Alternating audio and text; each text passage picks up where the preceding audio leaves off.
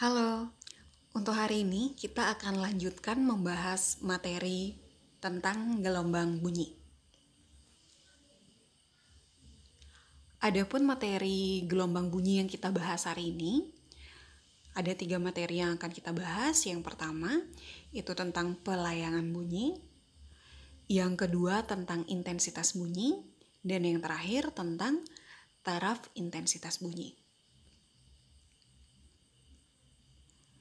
Baik, kita mulai untuk membahas materi yang pertama, yaitu tentang pelayangan bunyi. Nah, pengertian dari pelayangan bunyi merupakan peristiwa perubahan frekuensi bunyi yang tajam karena terdapat dua sumber bunyi dengan perbedaan frekuensi yang kecil. Nah, atau dengan kata lain terdapat dua frekuensi ya. Misalkan frekuensi 1 itu besarnya adalah 3 Hz, sedangkan frekuensi 2 adalah besarnya 4 Hz. Jadi perbedaan antara frekuensi 1 sama frekuensi 2 itu tidak jauh berbeda.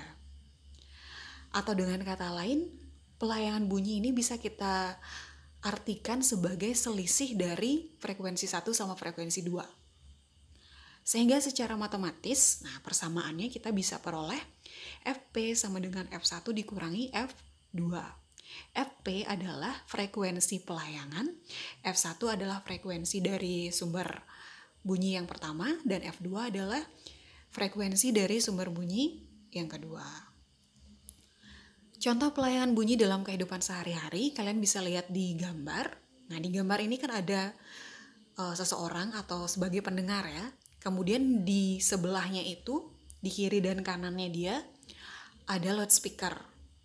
Nah, jadi ketika loudspeakernya ini dinyalakan, maka si pendengar akan mendengar salah satu loudspeaker itu suaranya lebih kuat dan loudspeaker lain suaranya lebih lemah. Tapi ingat, dengan frekuensi yang tidak jauh berbeda antara kedua sumber bunyi. Contoh yang lain lagi, mungkin ini konsepnya juga sama dengan contoh yang sebelumnya. Jadi terdapat seorang pendengar yang mendengarkan dua orang pembicara melalui speaker. Sama ya, jadi satu speaker didengar suaranya lebih kuat dan speaker yang lain didengar suaranya lebih lemah.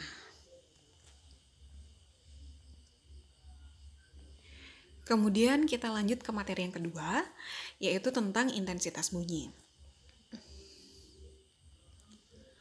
Nah, pengertiannya dulu. Intensitas bunyi ini merupakan energi yang dipindahkan tiap satuan waktu, tiap satuan luas. Energi per satuan waktu, itu sama artinya dengan daya. Ya, sehingga secara matematis, kita bisa melihat persamaan dari intensitas bunyi. I sama dengan P dibagi A. I adalah intensitas bunyi, P adalah daya, sedangkan A adalah luas permukaan.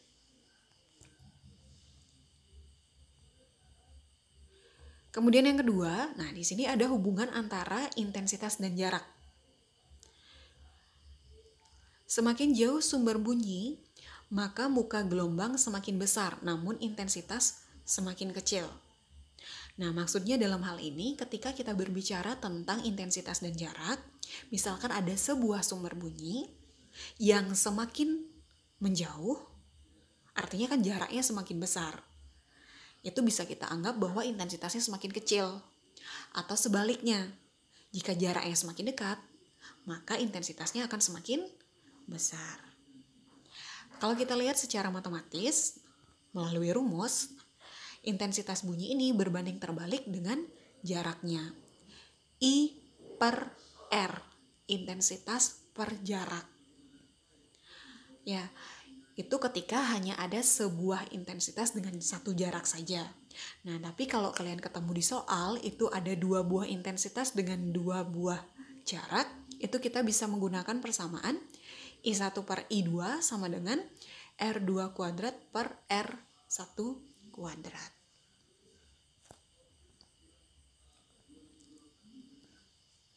Kemudian kita lanjutkan ke materi yang ketiga, yaitu tentang taraf intensitas bunyi. Taraf intensitas bunyi itu seperti batas intensitas yang bisa didengar oleh makhluk hidup. Sebenarnya bervariasi ya antara makhluk hidup satu dengan yang lainnya untuk batas bunyi yang bisa didengar. Nah, untuk hari ini kita akan bahas tentang batas intensitas pendengaran pada manusia. Nah, itu ada dua. Ada intensitas ambang pendengaran sama intensitas ambang perasaan. Untuk intensitas ambang pendengaran itu adalah intensitas bunyi terkecil. Artinya bunyi yang paling kecil yang masih bisa didengar oleh telinga manusia. Itu kita sebut dengan indol. Besarnya indol itu selalu 10 pangkat minus 12 watt per meter kuadrat. Kemudian yang kedua ada intensitas ambang perasaan. Intensitas ambang perasaan ini adalah intensitas bunyi terbesar atau bunyi yang paling besar atau yang paling kuat yang masih bisa diterima oleh telinga manusia. Besarnya I adalah selalu 1 watt per meter kuadrat. Kemudian hubungan antara intensitas dan taraf intensitas. Nah, dalam hal ini diklasifikasikan atau dibedakan menjadi 3 buah rumus yang akan kita gunakan untuk hubungan intensitas dan taraf intensitas. Untuk rumus yang pertama, rumus yang pertama ini menggunakan logaritma ya. TI sama dengan 10 log I per indol. Dengan TI adalah taraf intensitas, satuannya adalah desibel. I adalah intensitas sumber bunyi, satuannya adalah watt per meter kuadrat. Dan indol adalah intensitas ambang pendengaran, yang besarnya selalu 10 pangkat minus 12 watt per meter kuadrat. Nah, kapan rumus yang pertama ini digunakan? Rumus yang pertama ini digunakan ketika di soal misalnya nanti kalian ketemu dengan yang berhubungan dengan taraf intensitas dan intensitas bunyi. Kemudian rumus yang kedua ini juga masih menggunakan logaritma. Persamaannya adalah TIN sama dengan TI1 plus 10 log N. Dengan TIN adalah taraf intensitas N buah sumber bunyi. Satuannya adalah desibel atau dB. N buah sumber artinya nanti misalkan contohnya gini. Terdapat 10 buah sumber bunyi. Nah, berarti N-nya adalah 10. Sehingga TIN-nya bisa kalian ganti menjadi TI 10. Kemudian TI1. TI1 adalah taraf intensitas 1 buah mesin atau 1 buah sumber bunyi. Satuannya juga sama ya, desibel atau dB. N adalah jumlah sumber bunyi. Rumus yang kedua ini kalian gunakan ketika kalian diminta untuk mencari taraf intensitas dari beberapa sumber bunyi dan ada hubungannya dengan jumlah mesin atau jumlah sumber bunyi. Kemudian rumus yang terakhir ini sebenarnya ada 4 rumus ya yang bisa kalian lihat bersama-sama. Saya bacakan yang paling pertama aja. TI2 sama dengan TI1 plus 10 log R1 per R2 dikuadratkan. Nah, masih menggunakan logaritma juga.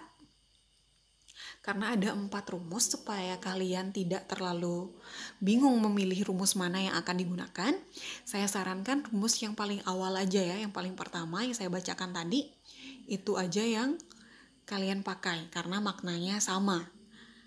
Ya, dengan TI1 itu adalah taraf intensitas pada R1 atau jarak yang satu, satuannya adalah desibel. TI2 adalah taraf intensitas pada R2 atau jarak yang kedua. R1 adalah radius atau jarak dari sumber bunyi 1, satuannya adalah meter, dan R2 adalah jarak atau radius dari sumber bunyi yang kedua, satuannya sama juga meter. Rumus yang ketiga ini kalian gunakan ketika menentukan taraf intensitas yang berhubungan dengan jarak. Ya, ingat rumus yang digunakan adalah rumus yang pertama.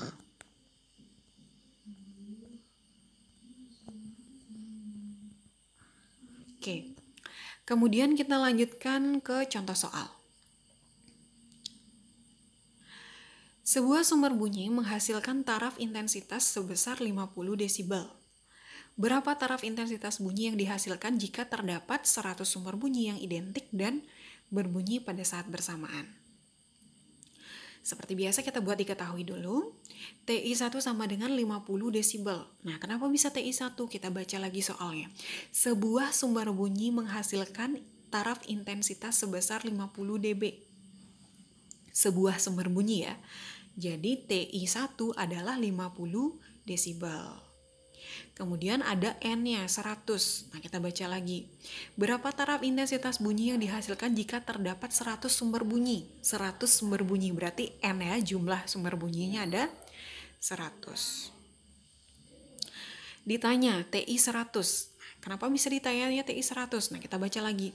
Berapa taraf intensitas bunyi yang dihasilkan jika terdapat 100 mesin? Ya, jadi TI 100. Nah, dari ketiga rumus yang kita punya, rumus yang mana yang kita mungkin untuk gunakan? Ya, jadi rumus yang paling mungkin untuk digunakan adalah rumus yang kedua, karena ada hubungannya dengan taraf intensitas beberapa mesin dan jumlah mesin. Nah, kita gunakan TIN sama dengan TI1 plus 10 log N. Ya, TIN-nya bisa kalian ganti dengan TI 100. Kemudian TI 1-nya kan sudah ada di sana ya, tinggal kita pakai 50 plus 10 log N-nya adalah 100. Nah, kemudian untuk mengerjakan soal logaritma, jika bisa dipangkatkan, kita ubah ya 100-nya menjadi 10 pangkat 2. Sehingga 10 log 10 pangkat 2 itu sama artinya dengan 20. TI 100 sama dengan 50 plus 20, sehingga hasilnya adalah 70 desibel. Maka taraf intensitas bunyi yang dihasilkan jika terdapat 100 sumber bunyi yang identik dan berbunyi pada saat bersamaan, itu besar taraf intensitasnya adalah 70 desibel. Baik, sekian yang bisa saya jelaskan.